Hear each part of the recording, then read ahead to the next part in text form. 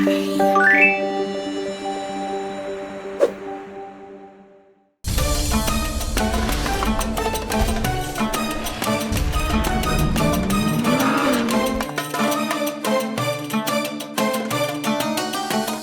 अरब दुनिया के उन 18 देशों में से एक है जहां एक भी नदी नहीं है। कहते हैं वहां कुएं तो बहुत है लेकिन तेल के। वहां इतना कम पानी है कि दूध में मिलावट करना दूध वाले को महंगा पड़ सकता है। बिना किसी नदी और बिल्कुल न के बराबर होती बारिश के साथ पानी सऊदी में बड़ी समस्या है और वहां की सरकार इस बात से काफी चिंतित है। सरकार इसलिए भी चिंतित है क्योंकि पानी की इतनी कमी के बावजूद भी सऊदी का औसत व्यक्ति यूरोप के देशों के मुकाबले दुगुना पानी इस्तेमाल करता है। कैसे सऊदी अरब अपने लिए पानी का इंतजाम करता है और सऊदी का भविष्य क्या होने वाला है, आज हम इन सभी सवालों के जवाब तलाशेंगे। इसी वीडियो में अंत तक बने रहना और वीडियो शुरू करने से पहले चैनल को सब्सक्राइब करना ना भूलें।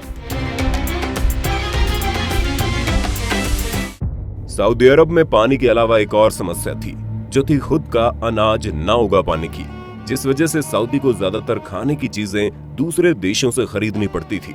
80 और 90 के दशकों में सरकार ने इस समस्या का हल खोजते हुए जमीन से पानी निकालने का फैसला किया, जिससे गेहूं की खेती भी की जा सके और सऊदी सेल्फ रिलायंट हो सके। लेकिन उन्हें समझ में नहीं आ रहा था कि धीरे धीरे उनका ये ड्रीम प्रोजेक्ट एक बुरा सपना बनकर उन्हें डराने वाला है। और जब तक ये बात सऊदी प्रशासन को समझ आई, नुकसान हो चुका था। पानी की बढ़ती खपत के कारण बहुत ज्यादा पानी जमीन से निकाला जा रहा था और क्योंकि सऊदी में बारिश नहीं होती, इसलिए इस पानी की भरपाई प्राकृतिक ढंग से नहीं हो पाई और एक बार जो ये पानी जमीन से निकला तो उसके बाद वापस वहाँ इकट्ठा ही नहीं हुआ। इस पानी को सिर्फ एक ही बार इस्तेमाल किया जा सकता था, इसलिए होना तो यूं चाहिए था कि वो पानी को भी पेट्रोल की तरह ही संभाल कर इस्तेमाल करते। पर जब तक सऊदी सरकार ने इस मसले की तरफ ध्यान देते हुए इस सेल्फ रिलायंस वाले एग्रीकल्चरल प्रोजेक्ट को रोका, तब तक सऊदी का 80% ग्राउंड वाटर खत्म हो चुका था और पहले से ही पानी की कमी से जूझते सऊदी के पास अब केवल 20% पानी ही रह गया था। सऊदी में जो एक समय की बारिश आती भी है, वो भी दिसंबर के वक्त तूफान के साथ आती है, जिससे ग्राउंड वाटर में कोई इजाफा नहीं होता, यानी इस नुकसान की भरपाई का कोई रास्ता नहीं था। हाँ, जॉर्डन और बाकी देशों में बारिश आने पर सऊदी का ग्राउंड वाटर लेवल बढ़ता जरूर है, पर उससे देश नहीं चला जा सकता।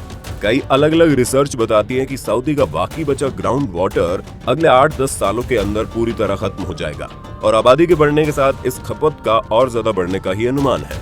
सऊदी के राज परिवार को सबसे ज्यादा डर इसी बात से लगता है कि अगर पानी न मिलने की वजह से जनता में कोई विद्रोह उठता है तो वो इसे संभाल नहीं पाएंगे, जिससे राजनीतिक अस्थिरता पैदा हो सकती है। मुमकिन तो ये भी है कि सऊदी राज परिवार सत्ता से ही हाथ धो बैठे। इसलिए अपनी पानी की समस्या से निपटने के लिए सऊदी ने कुछ प्रयास शुरू कर दिए हैं। हालांकि वो प्रयास अभी काफी नहीं लगते, लेकिन उस वक्त उनके पास कोई भी विकल्प भी नहीं है। कुछ खुफिया दस्तावेजों के लीक होने से पता चलता है कि घर पर पानी को बचाने के लिए सऊदी अरब की सरकार ने अर्जेंटीना, सूडान, इथियोपिया जैसे देशों में जमीनें खरीदनी शुरू कर दी है और वहां पर होने वाली खेती को भी वो अपने देश में फिर आयात करने लगे हैं। कुछ लोग इसे भी एक तरह से पानी की चोरी बताते हैं, क्योंकि सऊदी ज्यादा खेती करते हुए तेजी से अब उन देशों का पानी इस्तेमाल कर रहा है, पर सत्ता बचाने के लिए जो उनसे बन पड़ेगा वो तो वो करेंगे ही। घर पर पानी की समस्या से निपटने के लिए सऊदी के जिन भी इलाकों में थोड़ी बहुत बारिश देखी जाती है, वहाँ पानी इकट्ठा करने के लिए रिजर्वायर्स और डैम्स बनाए गए हैं।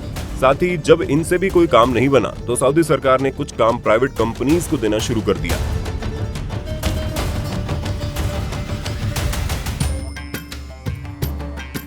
ये कंपनीज समुद्र का खारा पानी फिल्टर करते हुए पीने लायक बनाकर सऊदी की जनता तक पहुंचाती है। समुद्र के खारे पानी में काफी नमक होता है और इस नमक को हटाने के लिए बड़े बड़े प्लांट्स में इस पानी को फिल्टर किया जाता है। फिल्टर करने के लिए इस पानी को एक तरह से गर्म किया जाता है ताकि पानी भाप बनकर उड़ जाए और नमक नीचे रह जाए।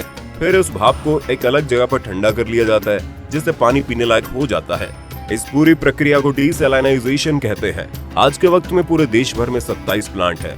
इसके अलावा सऊदी ने पानी के इंडस्ट्रियल इस्तेमाल पर भी टैक्स बढ़ा दिया है ताकि पानी की बढ़ती खपत पर लगाम कसी जा सके। आज सऊदी का 50% पानी डीसैलिनाइजेशन प्रोसेस से आता है, लेकिन ये भी सऊदी के लिए कोई अच्छी खबर नहीं है। ये प्रोसेस काफी खर्चीली है। पानी को साफ करने के लिए सबसे पहले तो इन प्लांट्स में बिजली का होना बहुत जरूरी है और अगर 50% जनता इस पर निर्भर रहेगी तो इन प्लांट्स की बिजली की खपत ज्यादा रहेगी। अभी बिजली बनाने के लिए वहाँ फॉसिल फ्यूल्स का इस्तेमाल किया जा रहा है, लेकिन जैसे ये फॉसिल फ्यूल वहाँ से अगले 20 सालों में कम होने लगेंगे, पानी का भी मिलना उतना ही मुश्किल हो जाएगा। दूसरी परेशानी ये है कि ये प्लांट्स केवल समंदर के आसपास ही लगाए जा सकते हैं, इसलिए इस पानी को लोगों तक पहुंचाने के लिए एक्स्ट्रा ट्रांसपोर्टेशन कॉस्ट लगता है। सिर्फ राजधानी रियाद तक ही पहुंचने से पहले इस पानी को 450 किलोमीटर की लंबी यात्रा तय करनी पड़ती है। सबसे बड़ी बात तो यह है कि ये सारा खर्च सऊदी सरकार को खुद ही उठाना पड़ता है। वहाँ का प्रशासन सब्सिडी पर ये पानी अपनी जनता को मुहैया करवाता है, जिससे जनता में अशांति न फैले और उन्हें हमेशा लगा रहे कि उनके पास पर्याप्त पानी है।